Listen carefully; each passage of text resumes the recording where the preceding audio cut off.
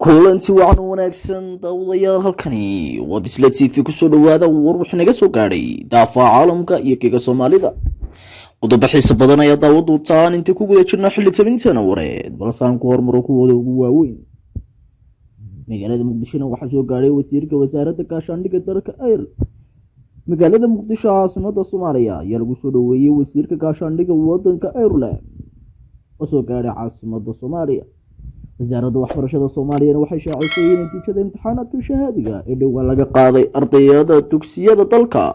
Dowladda Kenya oo sheegtay inay bilowday baaritaan ka diyaarad ku dhacday dalmada Ceelwaaq. Ra'iisul Wasaaraha Dowladda Soomaaliya ayaa waxa uu ka hadlay khilaafka ka dhex taagan xubnaha golaha baarlamaanka ee gobolada waqooyi laga soo dooranayo. Galmudugna waxay shaacisay in isku soo dhigay mid ka mid ah saraakiisha ugu sarsaraysa ururka Al-Shabaab ee ka dagaalama dalkaasi Soomaaliya. intaas waa warka madaxdiisa imika hadana warkii oo fidsan. wasiirka gaashaandhigga Soomaaliya Xasan Xuseen Xaaji oo weheliyay wasiirka arrimaha dibadda Soomaaliya Maxamed Cabdirasaaq ayaa qaabilay dhigiisa Ireland Simon Coveney oo booqasho rasmi ah ku yimid Muqdisho. wasiirka arrimaha dibadda Soomaaliya Maxamed Cabdirasaaq Maxamuud oo si kooban ula hadlay warbaahinta ayaa sheegay in wasiirka gaashaandhigga iyo arrimaha dibadda Ireland la yeelan doonaan kulamo gooni oo la xiriiro xoojinta iskaashiga ka dhaxeeya labada dal Soomaaliya iyo Ireland. Simon Coveney ayaa labadii maalmood ee ugu dambeysay ku sugnaa dalka Kenya halkaas oo ku daafuray iskaashi loogu talagalay kordhinta tirada haweenka ee ka qaybgalaya ganacsiga gudaha beeraha Kenya. waxa uu la kulmay mas'uuliyiin ka tirsan dowladda dalkaasi. dhawaan dalka Ireland ayaa dalal ay Soomaaliya ka mid tahay ka saaray liiska karantiilka qasabka waxayna kala yihiin Afghanistan, Angola, Bahrain, Burundi, Ivory Coast, Costa Rica, Democratic Republic, Ecuador, Egypt, Eritrea, Ethiopia, France, Ghana, Haiti, Kenya, Lesotho, Malawi, Moldova, Mongolia, Nepal, Oman, Panama, Qatar, Rwanda, Soomaaliya, Sri Lanka, Sudan, Tanzania, Turkey iyo wadamada Venezuela iyo Zambia. wasaaradda waxbarashada dowladda federaalka Soomaaliya ayaa maanta shaacisay natiijada imtixaanka shahaadiga ee fasalka 12aad ee sanad dugsiyeedka dhamaaday 2020-2021.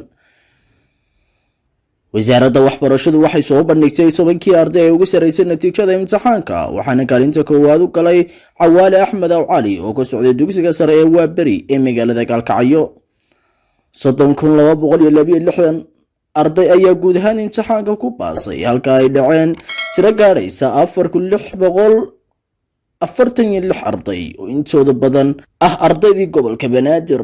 tirada guud ee sanadkan u fadhiisatay imtixaanka ayaa ahayd 43908 arday kuwaas oo ka kala socday Banaadir, Galmudug, Jubbaland, Hirshabelle iyo Koonfur Galbeed.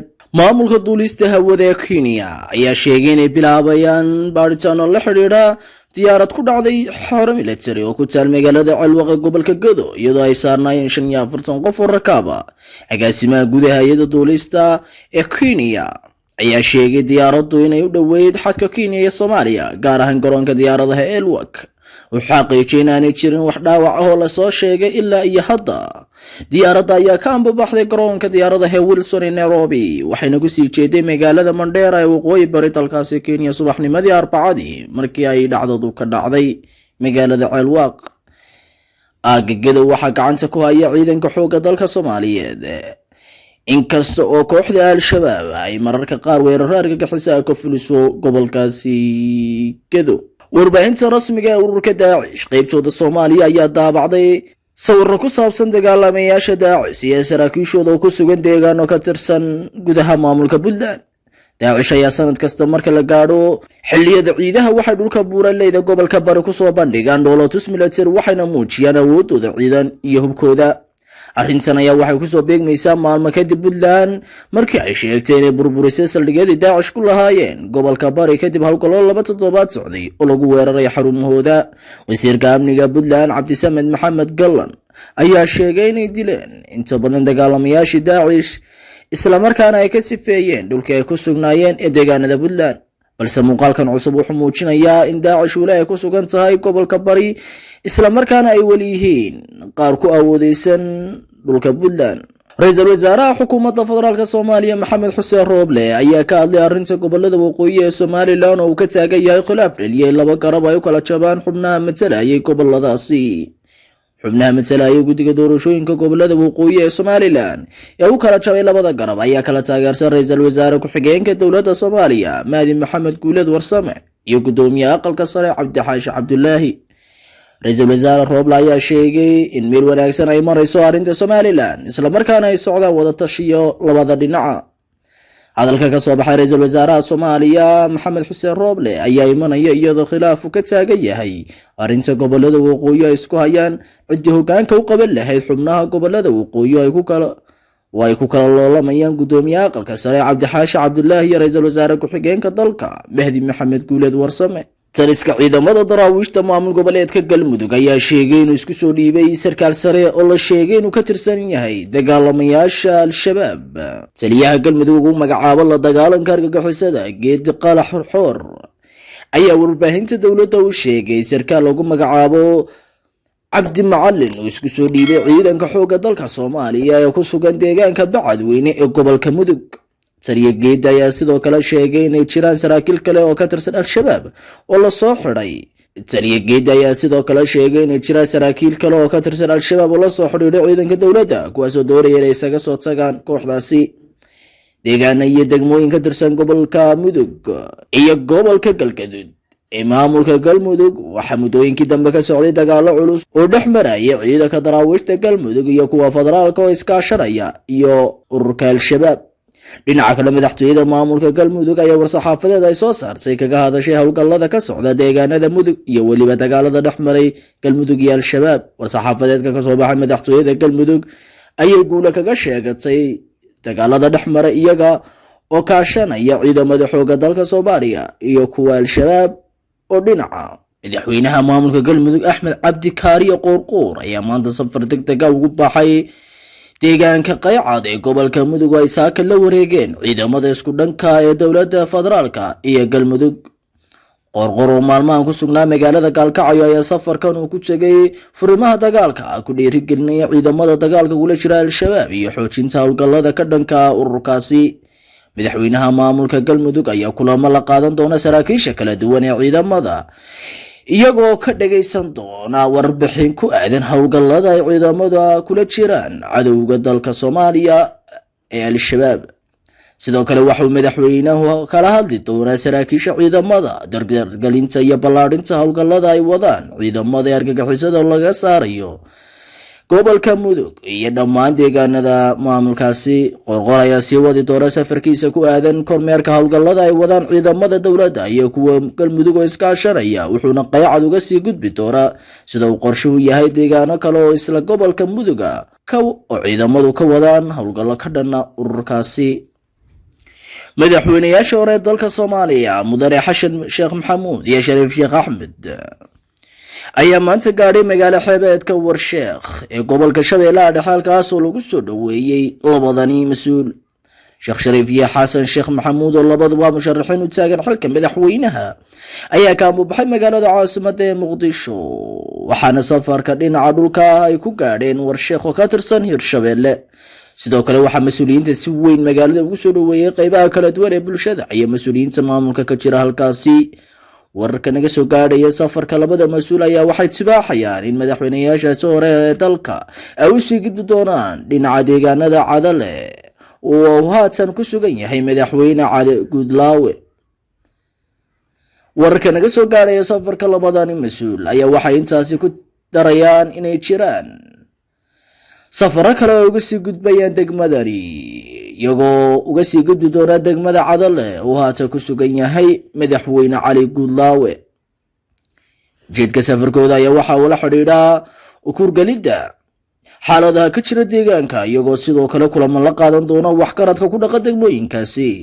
labada madaxweyne ayaa waxa sidoo kale qaybkaas safarkooda sidii loo xalin lahaa khilaafka ka taagan kursiga Hob 114 oo haatan ku fadhiya wasiirkii hore ee amniga Soomaaliya Maxamed Abuukar Islow.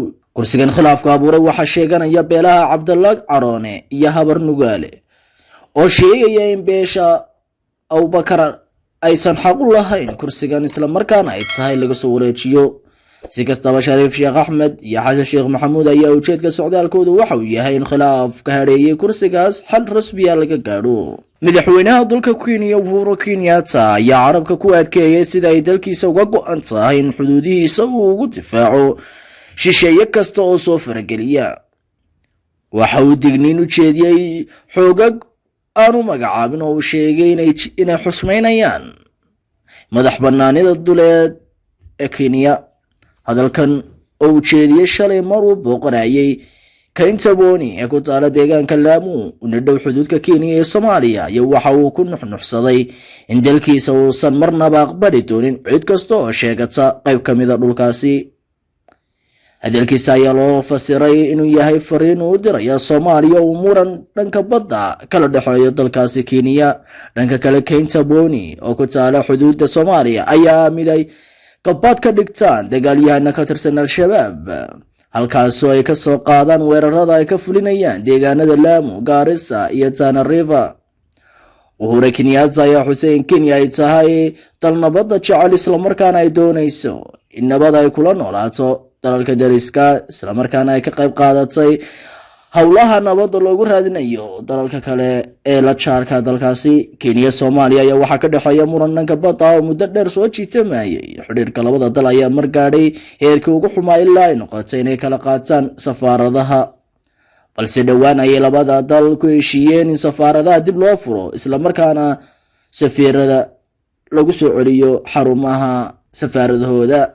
Soomaaliya ayaa marar badan Kenya ku eedeysay inay faragelin ku hayso arrimaheeda gudaha gaar ahaan Jubbaland taasoo ay beenisay xukuumadda Nairobi. Kenya ayaa waxaa Soomaaliya ka jooga ciidamo qayb ka ah kuwa midowga Afrika AMISOM ee nabad ilaalinta u jooga Soomaaliya isla markaana dagaalka kula jira ururka Al-Shabaab. ugu yaraan 20 qof oo rayid ayaa la dilay halka 10 kun oo kalena ay ku barakaceen isku horimaadyada u dhaxeeya mucaaradka iyo xogaga taageersan dawladda kaas oo ka dhacay gobolka Canfarta ee dalka Itoobiya oo xuduud la leh gobolka ay dagaaladu ragaadiyeen ee Tigreega. dagaalada culus ayaa weli soconaya waxaanu saameeyay in ka badan 70 kun oo qoys oo ka barakacay deegaankooda halka ay ku dhinteen 20 qof oo shacab ah Khamiistii toddobaadkii hore. sida uu sheegay Maxamed Xuseen oo sarkaal ka tirsan hay'adda kahortagga musiibooyinka qaran ee dalka Itoobiya taas oo fadhigeedu yahay gobolka Canfarta. Ra'iisul Wasaare Abiy Ahmed ayaana ciidamo u diray gobolka Tigray bishii November la soo dhaafay si ay meesha uga saaraan xisbiga ay talada gobolkaasi Tigray ee TPLF. inkastoo ku dhawaaqay guul dabayaaqadii bishaas haddana dagaalku sii jiitay waxaana ku dhintay kumanaan dad ah 100 kun oo kalena macaluul ayaa saameysay sida ay sheegtay qaramada midoobay. dagaalyahanadii Tigreega ayaana u tallaabay dhinaca Canfarta. ciidamada ka socda waqooyiga gobolka Tigray ee Itoobiya ayaana weerar ka geystay gobolka ay jaarka yihiin Canfarta taasoo calaamad u ah fidinta dagaal socday 8 bilood oo isku bedelay inuu gaadho aagaan hore colaad uga jirin. afayeen u hadlay ciidamada Tigreega ayaa xaqiijiyay xadii inuu dagaalku ka dhacay gudaha gobolka Canfarta. wuxuu kaloo sheegay in ciidamada Tigreega iska caabiyeen maleeshiya ka soo jeeda deegaanka Oromada ee Itoobiya oo loo diray inay ka barbar dagaalamaan ciidamada deegaanka Canfarta. in ka badan 100 kun oo qof ayaa isugu soo baxay gudaha dalka Faransiiska si ay ugu mudaharaadaan qorshooyinka madaxweyne Emmanuel Macron ee ah loo baahan yahay baasaboor caafimaad ama warqad caddaynaysa inuu qofku qaatay talaalka cudurka COVID-19 si uu galo meelaha ay dadku isugu yimaadaan sida maqaayadaha iyo shineemooyinka laga bilaabo toddobaadka soo socda. marka laga soo tago welwelka soo jireenka ee ku saabsan xorriyadda madaniga ee la xadiday aragtiyaha ah in la istilaalo waxa shirqool u arka mucaaradka oo ka biyadiidsan inay caddayn la yimaadaan ku saabsan talaalkaasi. laga bilaabo 22 bisha July kaarka caafimaadka ayaa loo baahnaan doonaa si loo helo mid kasta oo ka mid ah Faransiiska xilliyada firaaqada iyo goobaha dhaqanka ee u adeega in ka badan 50 kun oo qof kuwaas oo ay ku jiraan shineemooyinka iyo madxafyada. laga bilaabo bilowga August kaarka waxa looga baahnaan doonaa gaadiidka dadweynaha ee masaafada dheer, xarumaha dugaamaysiga ama makhaayadaha yaryar iyo kuwa waaweyn. makhaayadaha yaryar oo ay ku jiraan baleeri meelaha caanka ee gudaha dalka Faransiiska. kaarka waa in lagu daraa lambarka QR ee caddaynaya in qofka si buuxda looga talaalay COVID-19 ama natiijooyinka ka soo baxa ee loo yaqaano PCR ama baadhitaanka kahortaga waana inay ka soo wareegtaa baa layidhi muddo ka badan 48 saacadood ka hor. heerka infekshanka Faransiiska ee COVID-19 ayaa si cabsi leh ugu soo cusboonaaday maadaama noocyada ugu badan ee faafa ee Delta ay ku faafeen dalka, iyadoo celcelis ahaan tirada kiisaska cusub ee la xaqiijiyay maalin kasta ay kor u kacday ku dhawaad 11,000. kororka cudurka ayaa ku kalifay Macron inuu ku dhawaaqo xayiraadaha gudbinta caafimaadka July 12 oo ah in dadku istalaalaan kadibna cadeymahooda wataan si ay wax walba ugu fududaadaan. intaas waxaan ku soo afmeerayaa warwixii idinka aynay geega Soomaalida iyo caalamka intiisa kale oo si toos ah uga daawaneyseen Bisla TV. intaan ku kulmayno warkan marka xiga waxaad ka tagayaa dhammaantiinba kulanti dambe oo xiiso leh.